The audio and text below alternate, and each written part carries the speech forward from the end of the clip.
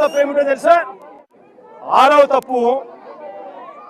తప్పు ఏమిటి అంటే ఎమ్మెల్యే ఇంటి మీదకి ఎమ్మెల్యే కంప్లైంట్ తీసుకోకపోగా ఎమ్మెల్యే మన ఇంటికి వెళ్ళి తన ఇంట్లో తాను పడుకొని ఉంటే రాత్రి 2:45 వందల మంది పోలీసులను తీసుకొని పోయి ఎమ్మెల్యే డోర్లను పగలగొట్టి సీసీటీవీ ఫుటేజీలన్నీ కూడా ఎమ్మెల్యే ఇంట్లో ఉండేటన్ని వీళ్ళే దొంగతనం చేసి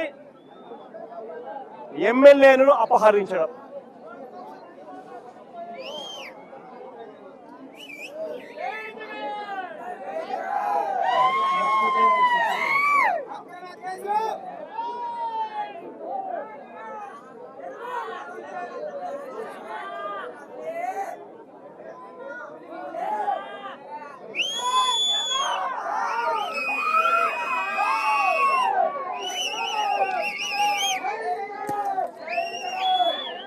ఆయన ఇంట్లో ఉన్న సీసీటీవీలు, ఎమ్మెల్యే ఇంట్లో ఉన్న సీసీటీవీలు ఈరోజు లేవు.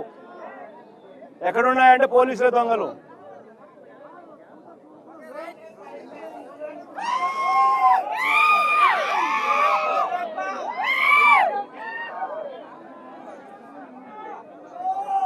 ఇది 6వ తప్పిదం. నేను అడుగుతా ఉన్నా, 6 తప్పిదాలు నేను సాక్ష్యాలు ఆధారాలతో సహా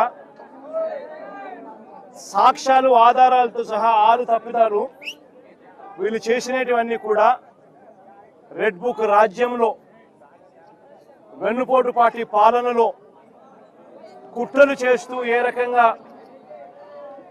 అన్యాయాలు చేస్తా ఉన్నారని చెప్పి చూపించిన.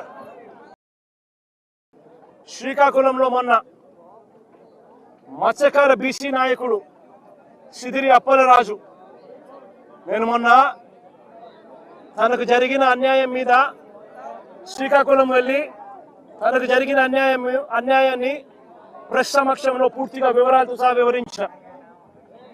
సిదిరి అప్పలరాజు విషయంలో ఓ బైక్ యాక్సిడెంట్ను, కార్ యాక్సిడెంట్ కూడా కాదు, ఓ బైక్ యాక్సిడెంట్ను, ఓ రోడ్డు ప్రమాదాన్ని ఏకంగా వక్రీకరించి హత్య కింద, కుట్ర కింద, హత్య కింద బుక్ చేసినారు.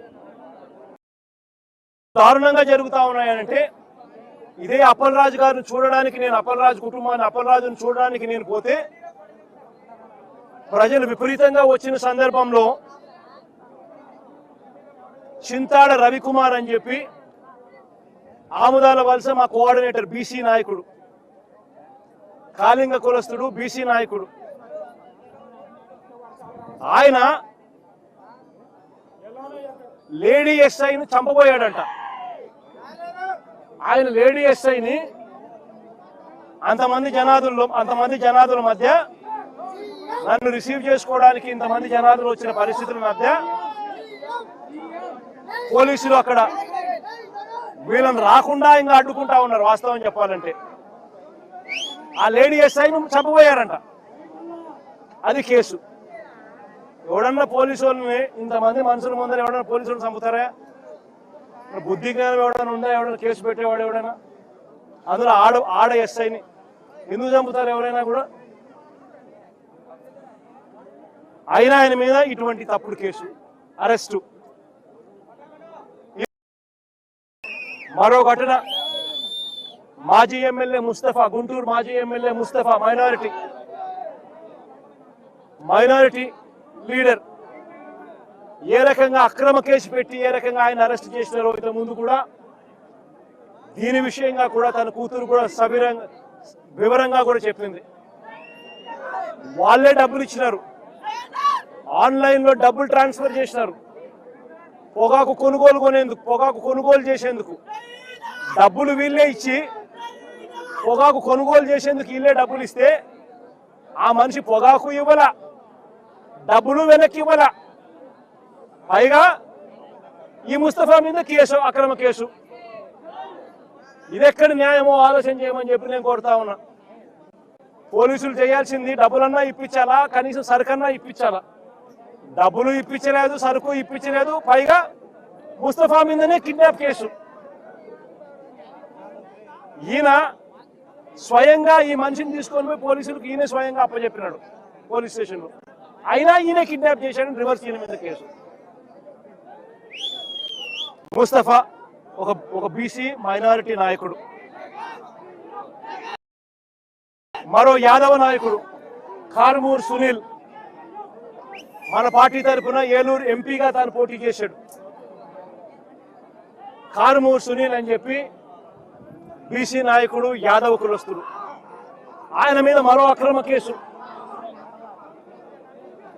డిస్ట్రిక్ట్ పరిధిలో టెండర్లు పిలుస్తారు,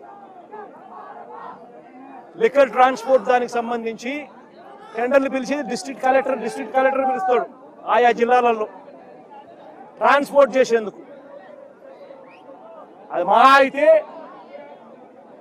అయితే దాంట్లో ఏదైనా మిగిలితే ఏదైనా 2 కోట్లు ఏదైనా మిగిలితే గొప్ప సంగతి. లోకల్ లెవెల్లో, జిల్లా లెవెల్లో జరిగే టెండర్లు, దాంట్లో ఈ మనిషిని అరెస్ట్ చేసినారు. ఒక మాజీ ముఖ్యమంత్రిని నేను అవమానించడం కోసం కెమెరాలో లోపలికి పోవడానికి వీడియో తీస్తారు. వీడియో ఒకసారి ఫోటో తీసుకుంటాడు. మామూలుగా ఎవరైనా కూడా కూర్చోబెట్టి లోపలికి తీసుకొని పోయి కూర్చోబెట్టి ఎవరికైనా కూడా ఫోటో తీసి పంపిస్తారు. ఫోటో తీసి తర్వాత పంపిస్తారు.